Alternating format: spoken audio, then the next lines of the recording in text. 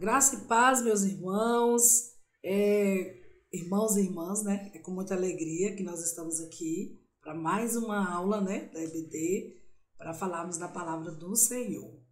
Então, para a gente começar a nossa aula, nós vamos fazer uma oração. Amém? Então, pegue aí a sua lição, um caderno, um papel, para você estar anotando. Então, vamos orar? Senhor, nosso Deus e nosso Pai, mais uma vez estamos diante da Tua presença para juntos falarmos da Tua palavra. Abre a nossa mente, nos dá um entendimento para que a Sua palavra possa cair nos nossos corações e frutificar para a glória e para a honra do Teu nome. Amém. Então, nós estamos na lição 5, crendo em Deus Pai. Amém? O nosso texto bíblico, né, a base da nossa aula de hoje, se encontra em Deuteronômio, capítulo 6, versículo de 1 a 5, e também Lucas, capítulo 3, versículo 21 e 22. Então, nós vamos começar lendo Deuteronômio.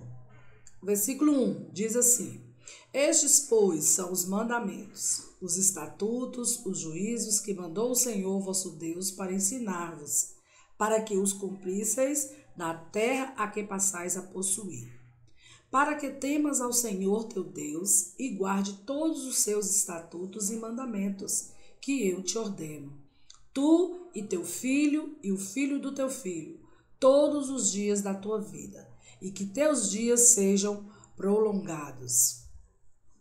Ouve, pois, ó Israel, e atenta em os guardares, para que bem te suceda e muito te multipliques, como te disse o Senhor teu Deus de teus pais, na terra que emana leite e mel. Ouve, Israel, o Senhor nosso Deus é o único Senhor. Amarás, pois, o Senhor teu Deus de todo o teu coração, de toda a tua alma e de todas as tuas forças. E aconteceu que, como todo o povo se batizava, sendo batizado também Jesus, orando ele, o céu se abriu. E o Espírito Santo desceu sobre ele em forma corpórea, como pomba. E ouviu-se uma voz do céu que dizia: Tu és o meu filho amado, em ti me comprazo. Vamos para a meditação.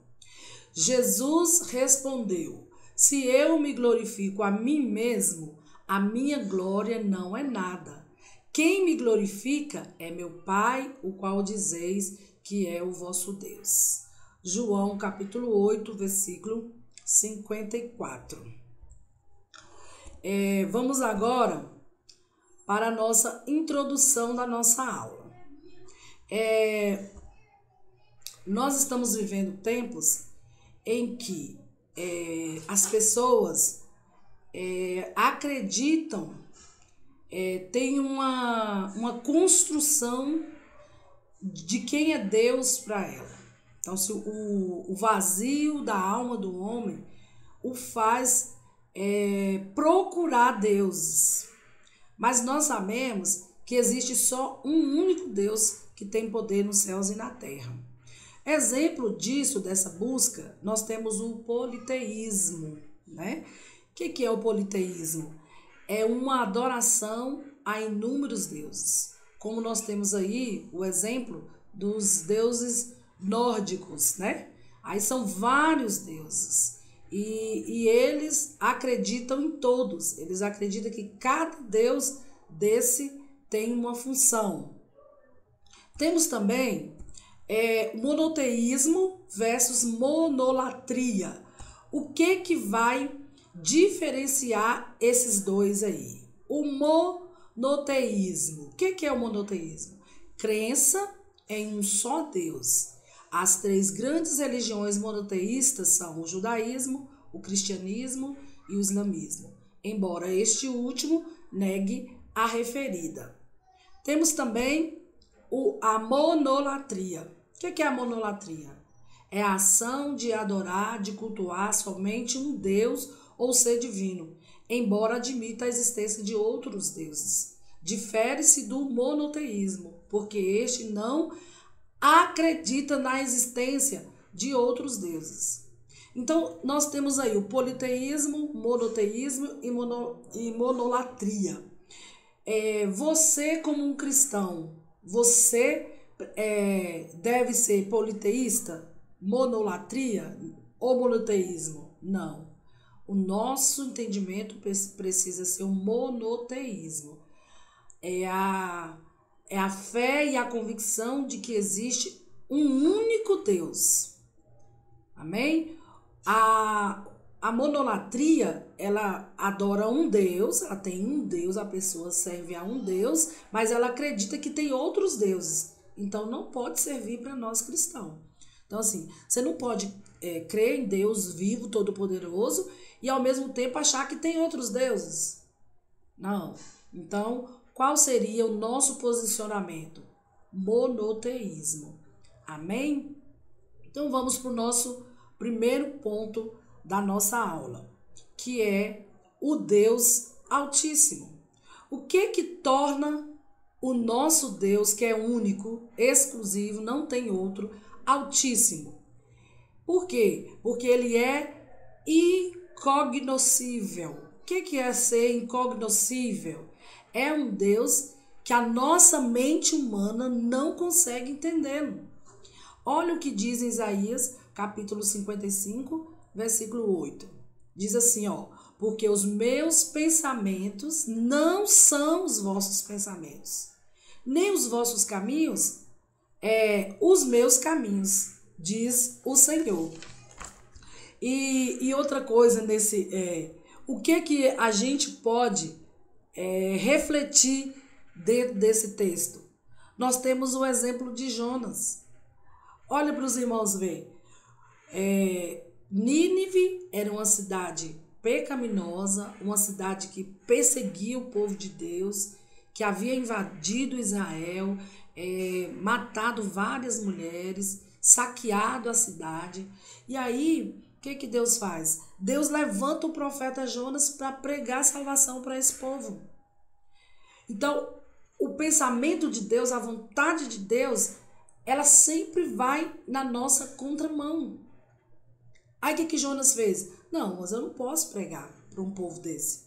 Esse povo é inimigo nosso, então eu não vou. Aí Jonas foi para Tarsis, foi para o porão do navio, e vocês conhecem toda a história de Jonas. Por que Jonas lutou aí? Porque os nossos pensamentos não são igual ao do Senhor. Deus vai na contramão do homem. Não é verdade? Enquanto a sociedade manda você revidar uma ameaça ou uma agressão, a Bíblia fala que se bater no seu rosto aqui, do lado direito, você tem que oferecer ao outro. Então, assim, a forma de Deus agir, a mente humana não consegue entender. Aí dá-se uma cultura que muita gente fala que nós cristãos somos bobos. Por que esse bobo? Porque às vezes o que se devia fazer na mente humana, se a gente tem Deus na vida, a gente não faz, né? Igual assim, perdoar. A Bíblia recomenda a gente perdoar e lançar no mar do esquecimento. Mas o que a mente humana fala? Não perdoa. Ele não merece seu perdão. Então, os pensamentos de Deus não são iguais. Por que Deus é altíssimo? Porque ele prova a si mesmo. Lá em Êxodo 3:14, diz assim, e disse Deus a Moisés, eu sou o que sou. Disse mais, assim dirás aos filhos de Israel, eu sou, me enviou a vós. Olha aí para vocês verem. Deus não precisa justificar ou explicar quem ele é. Nesse texto aqui, quando ele deu a missão a Moisés a resgatar o povo de Israel, Moisés ficou preocupado. Eu chegando diante do rei Faraó, o que eu vou falar? Eu vou dizer o que do Senhor? O que eu vou falar? Quem é você? Aí Deus falou para ele, não, Moisés, não precisa ficar preocupado em me explicar, não. Eu sou o que sou. E a maior revelação, né, de Cristo para nós, de Deus para nós, foi o advento de Jesus Cristo, quando ele veio à terra e morreu, né? Nasceu de uma virgem, morreu, ressuscitou e está ao lado do Pai intercedendo por nós. Essa é a prova da existência de Deus, é a maior revelação de Deus. Então, se alguém perguntar para você assim, ó, como você ver Deus? Aí tem gente que fala, nas árvores balançando, no mar. Tudo bem, a gente vê Deus nessas coisas. Mas a maior expressão da revelação de Deus foi quando ele teve a iniciativa de enviar Jesus para nos salvar. A Bíblia diz que o Verbo se fez carne e habitou entre nós. Então, sim, Deus se fez carne na pessoa de Jesus Cristo e reinou entre nós. Essa foi a maior prova da revelação do Deus Altíssimo. Amém? Nós vamos agora para o segundo ponto da nossa lição. Ela fala que, além de Deus ser Altíssimo, ele também é o Deus Pai. Romanos 8,15 diz assim: porque não recebestes o espírito de escravidão, para outra vez estardes em temor, mas recebestes o espírito de adoção de filhos, pelo qual clamamos, Abba, Pai. Olha, nesse texto aqui, Deus se revela para nós com um relacionamento de pai. Não é um relacionamento, por exemplo, de imperador com súditos, né? De patrão com empregados. Não, mas é uma relação de pai para filho. Olha o que Paulo diz aos romanos. Porque não recebeste o espírito de escravidão. Que escravidão é essa? Escravidão do pecado. Olha, antes de você ter Deus como seu pai, o pecado te dominava. Um exemplo disso é, às vezes, o vício. A pessoa, às vezes, não quer usar aquele vício, mas a força do pecado a faz usar aquele vício. O meu pai dava sempre um testemunho de que quando ele usava bebida alcoólica, ele bebia fazendo careta, retorcendo a boca, mas bebia. Depois tinha ressaca, dor de cabeça, vômito, mas bebia. O que é isso? A escravidão do pecado. Você quer sair da situação, você quer mudar de vida, mas não consegue. Mas quando você recebe o Espírito de Deus como Pai na sua vida, ele te livra dessa escravidão do pecado. Ele corta as amarras, ele te dá o poder de fala, de escolha. Você vai olhar para uma situação e você vai poder decidir: eu não quero isso para minha vida. E aí Paulo complementa e fala: para outra vez estardes em temor. Olha aí. Então você tem Deus como Pai, até o temor sai. Por exemplo, o vazio, a tristeza, o medo de estar sozinha, o medo de morrer, medo de escuro, o pânico, a tristeza. Então, se você tem Deus como Pai, até o temor sai. Então, você vive uma vida de quê? De segurança. Segurança em quê? Em vigias, em alarmes? Não. Segurança naquele que tem todo o poder para te guardar e te livrar. Aí Paulo ainda acrescenta: mas recebeste o espírito de adoção de filhos. Olha, pelo qual clamamos, Abba, Pai. Então, você pode chamar Deus de Pai. Né? Você tem noção do que é ter Deus como seu Pai? Para Ele suprir as suas necessidades? Para Ele estar do teu lado, te protegendo? Então, você não tem mais o que temer. Você não tem mais que ficar de cabeça baixa, mendigando. Não, o seu Deus é o teu Pai e Ele é o dono do ouro e da prata. Ele tem poder para te levantar, para tirar do temor, para te dar forças e fazer você prosseguir. Ele é o seu Pai. Não é um patrão. Ele não é um imperador. Ele é o seu Pai.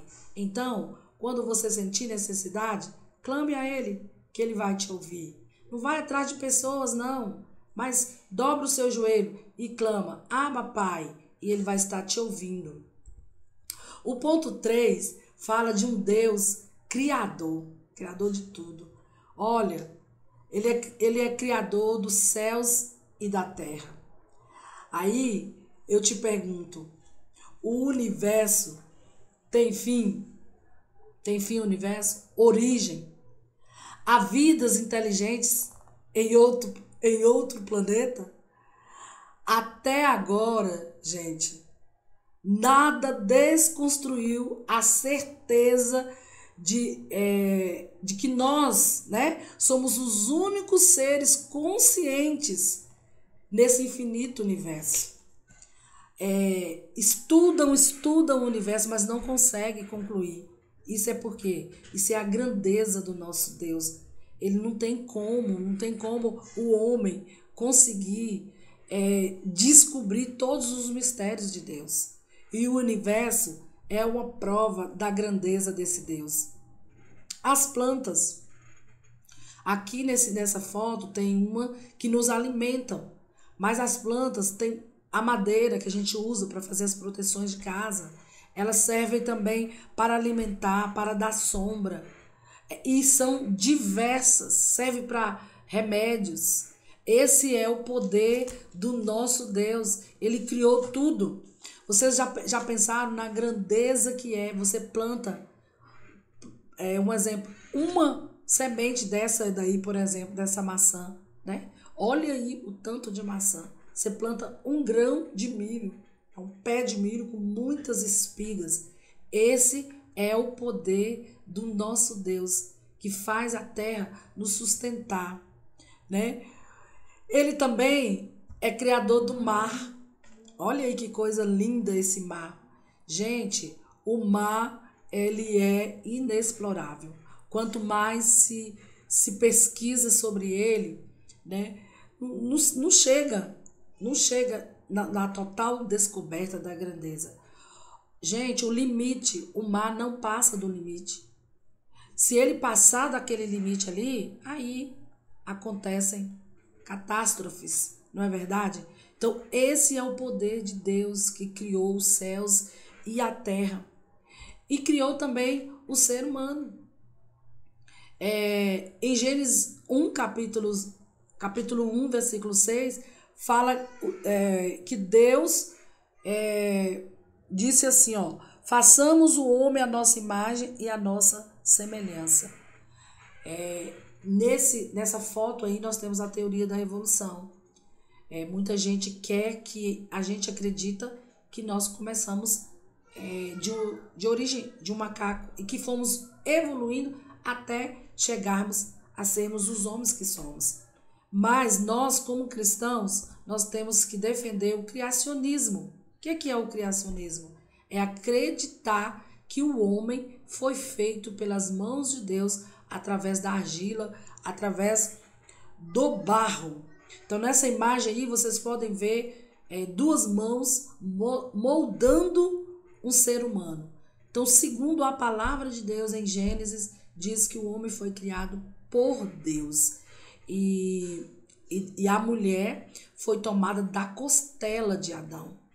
Então, assim, existem várias crenças de origem do homem. Mas nós, como cristão, pela fé, nós temos que crer que quem te criou, quem me criou, foi Deus. Além de Deus criar os céus e a terra, além de Deus criar o ser humano, ele ainda criou uma nova vida. Ele nos deu uma nova vida. Olha o que diz em 2 Coríntios, capítulo 5, versículo 17. Diz assim, assim que, se alguém está em Cristo, nova criatura é. As coisas velhas já passaram, eis que tudo se fez novo. Olha aí, meu irmão. Olha aí, minha irmã. Jesus, além de fazer a terra, o céu, plantas, o mar, nós, o corpo humano, ele ainda te deu uma nova vida em Cristo Jesus. Para que isso, pastora? Para quê? Para que a sua vida velha seja jogada fora. Então, meus irmãos, não se preocupem com a vida velha que você vivia.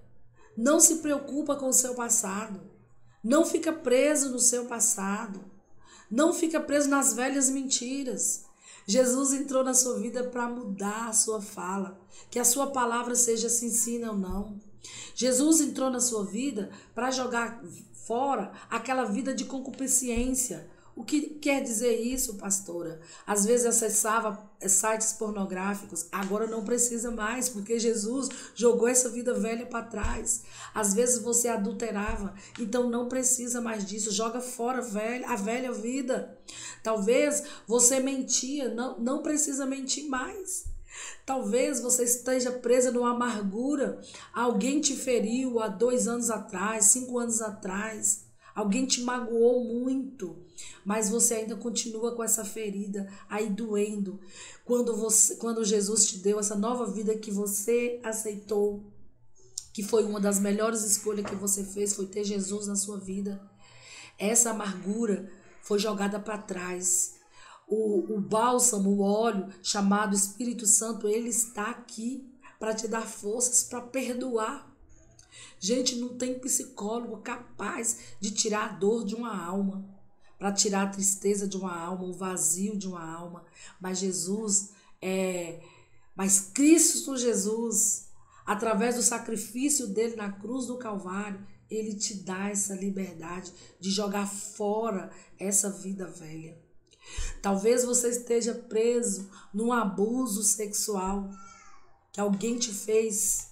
Mas Jesus se apresenta nesse dia para te dizer, joga fora e aceita o novo de Deus. A Bíblia diz que se nós conhecermos a verdade, ela nos liberta.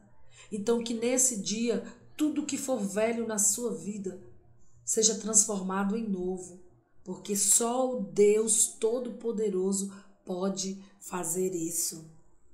Amém? Que essa graça, que essa misericórdia do Senhor esteja na sua vida. E para nós concluirmos essa aula de hoje, eu quero concluir com o credo apostólico. O que é credo? Credo significa eu creio. Então, o credo é a base da confissão de fé do cristão. O que um cristão precisa crer? Creio em Deus Pai Todo-Poderoso, Criador dos céus e da terra. Então você precisa crer que foi Deus que criou você, o céu, a terra, o mar e que te deu essa nova vida. Então você não precisa mais ser escravo do pecado. Jesus te deu uma nova vida. Crê em quê? Em Jesus Cristo, seu Filho unigênito, nosso Senhor, o qual foi concebido pelo Espírito Santo, nasceu da Virgem Maria, padeceu sob o poder de Pôncio Pilatos, foi crucificado, morto e sepultado.